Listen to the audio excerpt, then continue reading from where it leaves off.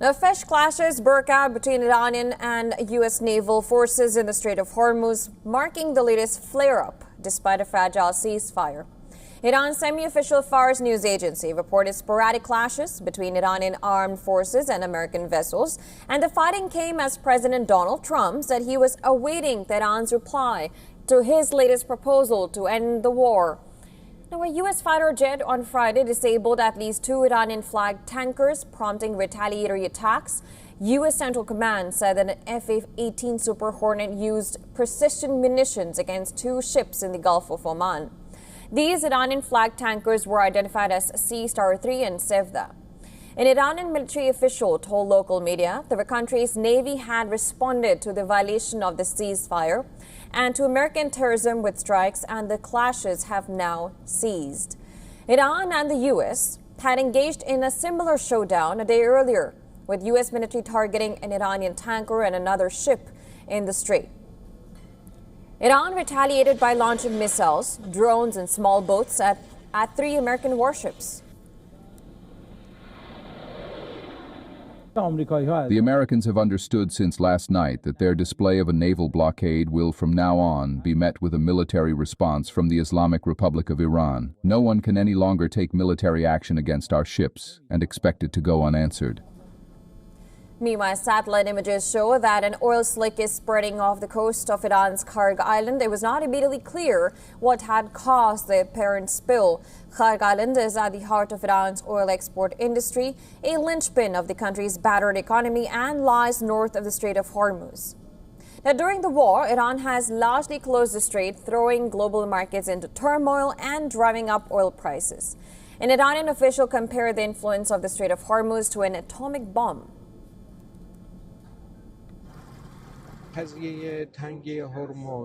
On the issue of the Strait of Hormuz, for years we neglected this advantage.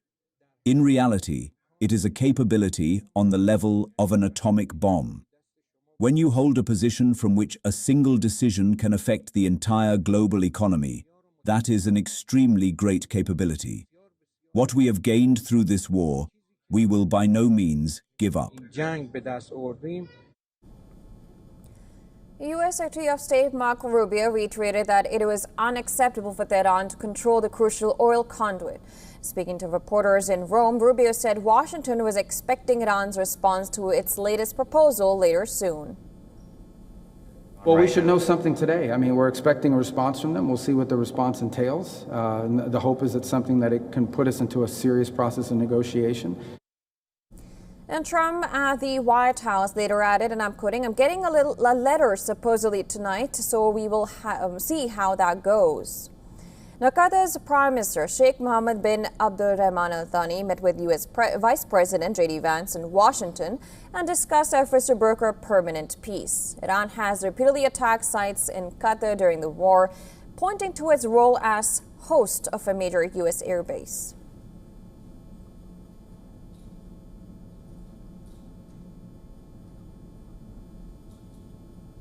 All right, to discuss more, we're now being joined live by Professor James A. Russell from Ontario, California. He's emeritus professor at the Naval Postgraduate School. Thank you so much for coming on the broadcast. Always a pleasure talking to you. And I'll begin with President Donald Trump, who said that he's expecting a response from Iran soon on the agreement to end the war. With the differences that do stay between the two countries regarding this deal, what should this deal actually inculcate for and show a middle way so that this deal actually goes through, according to you? Well, it seems to me that there are clear ways ahead, which the United States and Iran have significant disagreements over Iran's nuclear program. There are serious disagreements over Iran's control over the Strait of Hormuz. There are serious disagreements over Iran's support for proxy forces across the region. There are serious disagreements between Iran and the United States and the Israelis over the conduct of the war in Lebanon.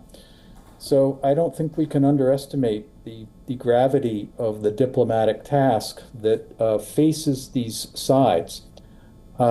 Just observing what's been going on, I wish I thought the United States was serious about actually drawing upon diplomacy to address these differences. The United States has I can speak from some experience, has a wellspring of dedicated experts in the State Department that have built that we, the country, has built up over the years, that could engage with their Iranian interlocutors across this wide spectrum of different issues and figure out, for example, if sanctions relief by the United States could be offered up as in some sort of quid pro quo set of arrangements.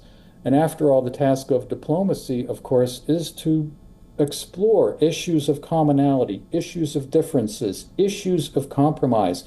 And my reason for going into this a little bit is to say that I don't believe that there is any process like this that is now unfolding. We are instead exchanging pieces of paper that it would really be nice to know what's on those pieces of paper. But simply to point out that you cannot expect these kind of deep disagreements to be solved this way. That there has to be an established diplomatic process where experts sit down together to try to resolve these quite complicated issues. So and all of us around the world can only hope that this is what comes next. But it's hard to have confidence in when we're still shooting at each other, when there is no actual real ceasefire. And it doesn't appear that the United States is really interested in any way in addressing Iran's grievances. Right, absolutely. I was actually going to come to the skirmishes and clashes because, well, as you mentioned, while the talks are going on, Iran's semi-official Fars news agency has reported the sporadic clashes between Iranian armed forces and American vessels. Are these indications of escalation, or this is just a pressure play on the part of U.S. That doesn't really pose much of an escalation, but just a pressure tactic from the U.S. on Iran while these talks take place? It's a great question, of course, and it is really, the question is wrapped up in this sort of broader issue in which how do the parties in this dispute view the role of force in the resolution of the disputes? And I would say from the very beginning of this whole war, now going on for a couple of months, that the United States has clung to this belief that military force can have some kind of constructive / facilitating role in resolving these issues in its favor. And if anything, the last several months of war have again demonstrated that there is no military solution to the problems that have been created over the course of the conflict. In other words, additional exchanges of fire, the United States disabling Iranian ships, the United States launching more airstrikes, is not going to suddenly, in my opinion, lead to a more fruitful line of negotiation with the Iranians and make them more willing to offer meaningful concessions on the various issues that still divide us. And I don't want to leave this out because I think this is also important. But on Thursday night, President Donald Trump made a veiled reference again to the use of nuclear weapons. Even a casual reference like this has absolutely no place in political, diplomatic, or military discourse between adversaries. In fact, it's not supposed to happen at all under the terms of the Non-Proliferation Treaty. So again, it appears the United States continues to believe that tactical applications of force in these circumstances can somehow lead to a political advantage somehow. And for the United States, but if the last several months have told us anything, it's that the Iranians simply respond in kind, and the war goes on. And it's very regrettable for the entire world community, of course, to watch all of this as Donald Trump apparently appears willing to hold the entire world economy hostage in this process. Sorry. No, absolutely, of course. Donald Trump has time and again downplayed these attacks and he called it trifle. On the other hand, Secretary of State Marco Rubio has also reiterated that it was unacceptable for Iran to control this crucial conduit, which is, of course, the Strait of Hormuz, which is, of course, impacting, as you said, the global economy. Do you think these clashes are somehow an attempt to also build pressure into opening the Strait of Hormuz? I don't think there's any question that that's what they are about. They are an attempt, in a sense, to recreate this period of history that happened under what was then called Operation Earnest Will in the 1980s during the Iran-Iraq War, when the United States, at the request of the Kuwaiti government, took on the job of escorting oil tankers through the strait and out of the Persian Gulf. So we fast forward to the circumstance that exists today, and it's clear that the United States Navy can't do that today. In other words, there's no real way of using naval power, as we did back in the 1980s, to force the passage of the strait. And the reason is that today, of course, Iran has a significant battery of land-based anti-ship missiles and various ballistic missiles and cruise missiles that it can use to disable the escorting ships. So it's why the United States Navy, of course, has, for the most part, been operating hundreds of miles offshore, out of the range of Iranian missiles. This was a capability that was not necessarily available to the Iranians all those many years ago. But it does come down to this, as you referenced in your report, that the Strait of Hormuz is really the critical issue at this point in this dispute.